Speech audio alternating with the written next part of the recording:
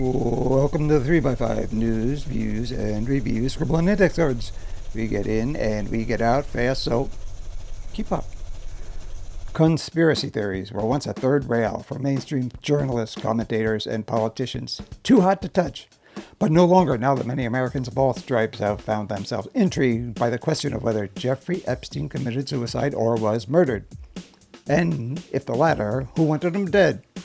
Who spoke his death into existence, if you will.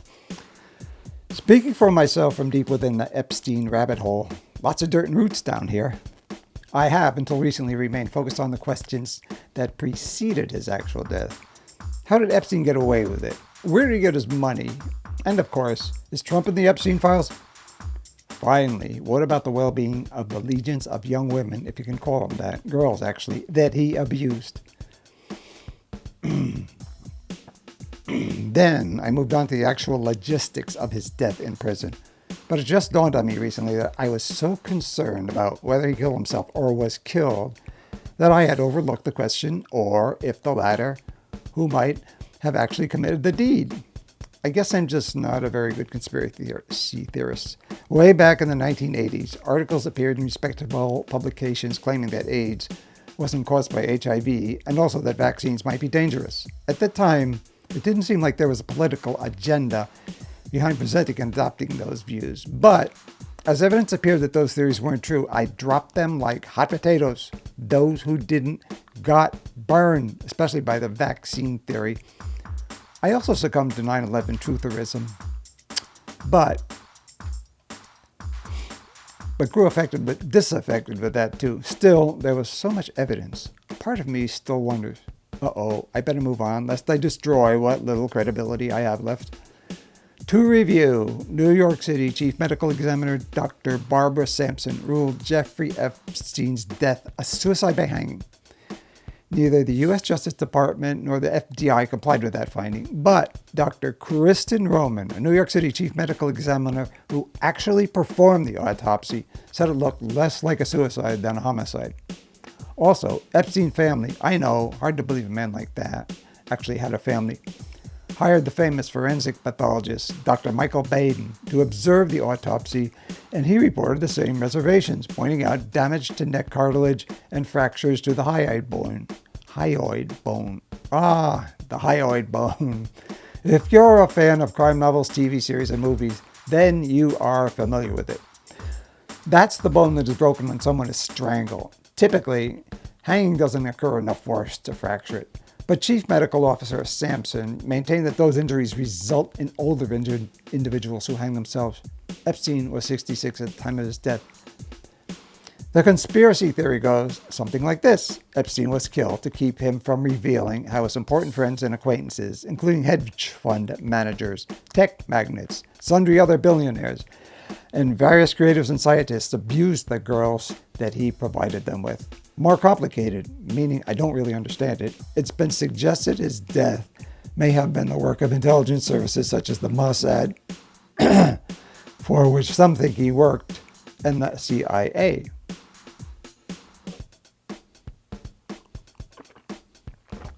How would the murder have been carried out?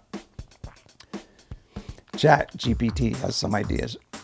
A correction officer might have been paid to kill Epstein or to grant someone from outside or another prisoner access to Epstein's cell. But it's difficult to imagine what influential person or persons might have given the order and that prison officials would have cooperated. Unless, of course, it was the CIA and FBI, but that seems doubtful because at that point in time, Trump's first term, those organizations were not as devious as they once were, and might be again with Trump, yes persons now leading both those organizations. And then we come to Donald Trump. But while Trump's hands are awash in blood from death resulting from the destruction of USAID healthcare cuts, his failure to ask Netanyahu to stand down in Gaza, and his failure to provide Ukraine with sufficient military aid to stop Russia, those deaths, not to absolve him in any way, are indirect. But if we had to conjecture about him being complicit in Epstein's death, Trump, besides being president, is or was a prominent New Yorker who might have a pathway to communication with said prison officials. But Trump is probably a little too squeamish to commit murder or even order one. The more likely scenario, all too familiar from movies and TV, is that one of his lieutenants or consigliaries, if that sounds like the mob, that's because his administration is basically a mob, draws an inference from Trump that Epstein's death would be beneficial to him and on his own orders it, possibly through Trump's earlier connections to the Russian mob. Still, I don't really care to go there because, as I alluded to earlier, conspiracy thinking involves going out on a limb. The farther out you go, the thinner the branch and the more likely it is to break, resulting in a humiliating fall. Thus, let's return to the hanging itself. I personally am not a person who believes anything. I'm more like a, that sounds plausible to me, but no skin off my back if it isn't true kind of guy. One argument against suicide is that Trump had access to the best lawyers, which should have given him hope for his upcoming trial. On the other hand, individuals awaiting trial, Trump had been imprisoned at the Metropolitan Correctional Center for 36 days, are considerably more likely to commit suicide than those already sentenced. Worse, Trump's cellmate, at least until the day he died, earlier in the day he died, was Nicholas Tartaglione, the police officer turned drug dealer who, with 2 associates, murdered 4 people in upstate New York. While 3 were shot, he actually strangled one with his own hands. File that away for later. Tartaglione and Epstein were considered high-profile inmates and thus isolated in the so-called special housing unit. It's obvious that as an accused short eyes, as inmates used to call pedophiles, now chomo is apparently more common, that Epstein had to be protected. To some extent anyway. As for Tartaglione, since he had killed Latinos, it was probably assumed that one of their gang members would shank him. Hold on just a minute. Is it customary to house one of the most monstrous killers in the United States, an absolute animal, with a nonviolent offender? I can't help but think that prison officials placed Tartaglione with Epstein to see what would happen, to have some fun. The video from their cell was probably must-see to the prison officials and corrections officers. Epstein was likely subject to a steady diet of bullying on Tartaglione's part. I can only just imagine Epstein writing, quote, "Dear Diary, today Nicholas squeezed my skull until I thought it would pop," unquote. What apparently happened, though, was that Tartaglione, seemingly defaulting to the MO used in his crime, placed a rope or towel or something around Epstein's neck, leaving obvious abrasions. Epstein didn't immediately report the incident out of fear of being branded a rat, but less than a month later, he was dead. We all know the large role bullying plays in causing suicide, especially among the young. Prisoners, too, are reduced to a childlike state, dependent and unable to exert much control over their lives. Transferred out of the cell by then, Tartaglione obviously didn't kill Epstein. Or did he?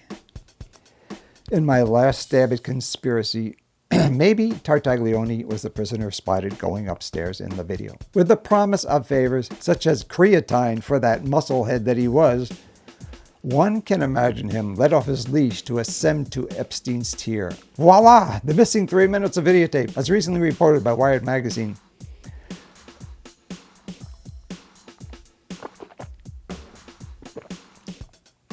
For those who remain in the suicide camp, Epstein might not have done so if the prison hadn't paired him with Tartaglione, whether out of negligence or with malice aforethought, who may have bullied Epstein until he was but a quivering mass of humanity.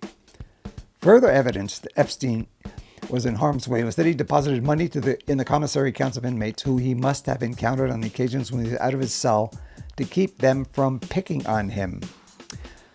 If prison officials hadn't let him be terrorized, he may have lived to reveal which of the guests to his island abused the girls he trafficked. Still, all things considered, after exploring this thoroughly, besides the hyoid bone thing, I find that the video raises a multitude of questions. As a result, I am forced to go against my own reluctance to indulge in so-called conspiracy theories, jeopardizing my credibility, and come down on the side of those who think he was murdered. In other words, Epstein's murder is not a conspiracy theory. It's a realistic scenario.